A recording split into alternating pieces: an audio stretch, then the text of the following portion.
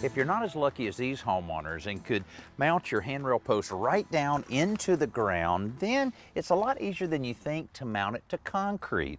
This is one of the things that makes it really easy. It's just a post bracket that attaches right to the concrete. Then you can put your post in place, even trim it out to make it look great.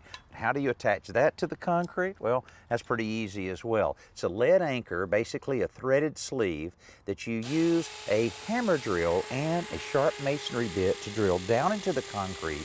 You tap this in place. Then when you attach the bracket with your screws or bolts, it expands that lead anchor just a little bit, and that's where all of the strength comes in, and it makes it real easy to have a very strong post and one that'll last for a long, long time.